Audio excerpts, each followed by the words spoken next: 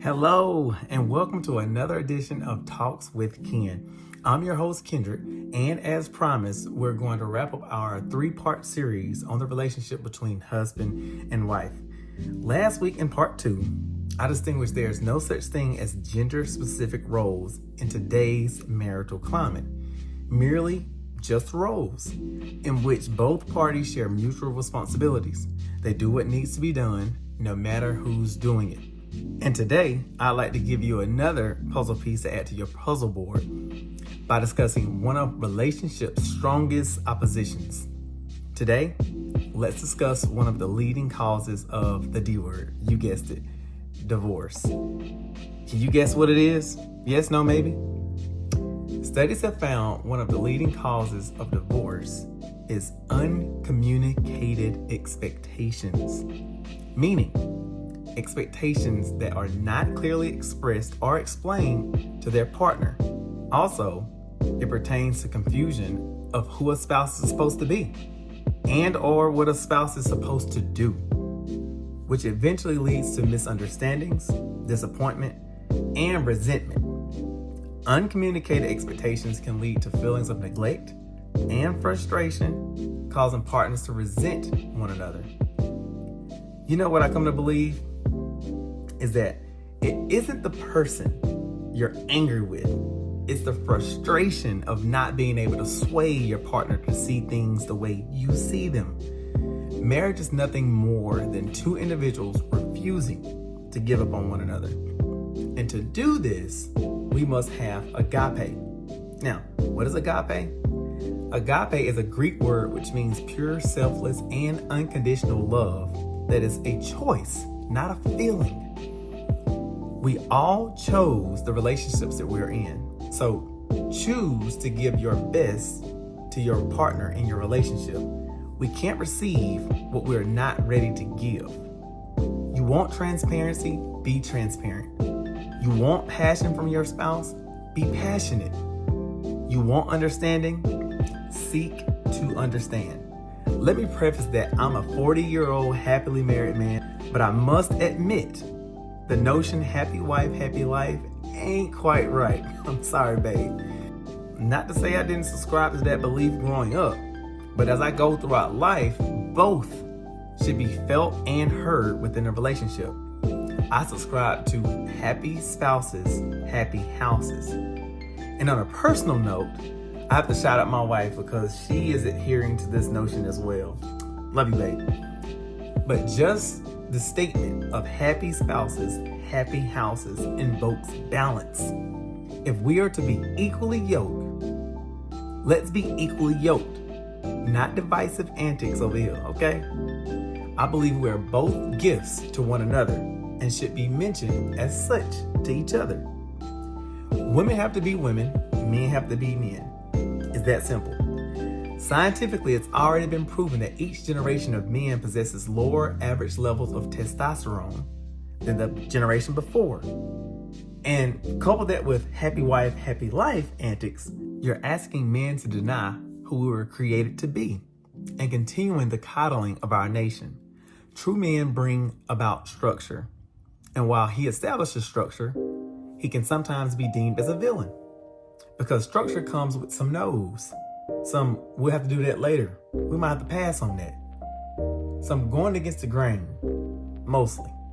And while doing so, you're gonna hurt some feelings inside the household. But women, please use your godly intuition. You'll know when a man is throwing that, hey, because I said so card. Fellas, fair is fair. I'm team us. Don't kill me. Just because he doesn't see situations as you see them doesn't mean he doesn't care. Just that he's processing with his mind and not his feelings. Women can be off-put by seeing how a real man functions. I mean, let's be real. And to double down on that, even more so when he understands how to communicate his feelings effectively to a woman. He's not trying to turn the tables on her at all. He's just sharing his honest feelings with her. Society has taught us all that men can withstand pretty much everything, and women are delicate angels, and we all know that ain't true. I'm here to tell you, men can shoulder a lot, But when a normally chill, docile man speaks on how he feels, maybe those words shouldn't be ignored. Me, being the only male in the house growing up with 4 sisters and a mother, I graduated magna cum laude when it comes to understanding the emotional needs of a woman from a man's perspective. Now, I'm still learning, and trust me, my wife will tell you I'm still learning, and I do fall short. But thanks to my wife, she's continuously pouring into me as I do to her.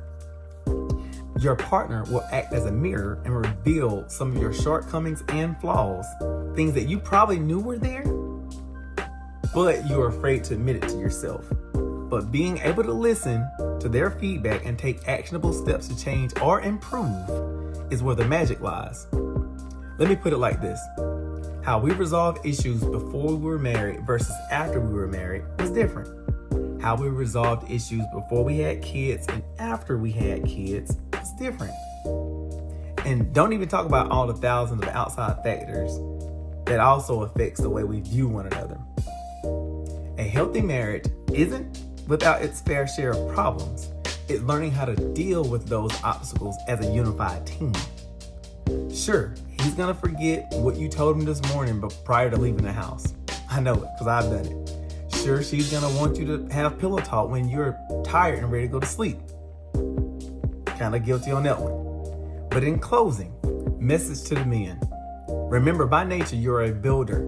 Put aside time-wasting activities. Leave behind the scarcity mindsets. Put aside all distractions and build for the ones you love. You have a family to lead and a legacy to leave behind. Understand that she loves you when she's tired from a long days at work. Give her grace and show her more love. As much as I don't want to admit it, fellas, I'm gonna be honest. She can't work all day just as we do. Cook, clean, deal with the kids, and still have energy for Mr. Nasty Time. I know, it hurts, but I'm just being honest. When she's upset and can't articulate why, show her more love. When she needs a break from the kids and have a moment to herself, again, show her more love. Message to the women.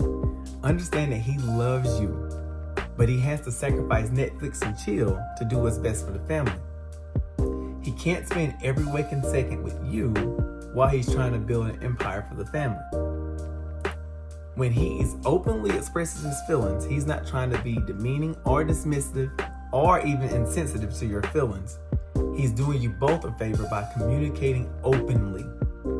We both need to stay in our own lanes and limit our access to the outside noise. We're to be ourselves and build the most beautiful life exploring each other. When we give unconditional love, we receive unconditional love. Now, why have I been stressing this topic? It's because we're in some uncharted waters, some crazy times that we've never seen in our society, at least in mine. And the last thing we need to do is give up on each other when the strength of our nation is dependent on each other. To keep our homes, communities, towns, cities, states, and country intact, our family units have to be stronger than ever. This is my conversation for today. Next week, we'll dive into the parent-child relationship. Thanks you guys for tuning in and listening to good old Ken. Peace, and I'll see you next time.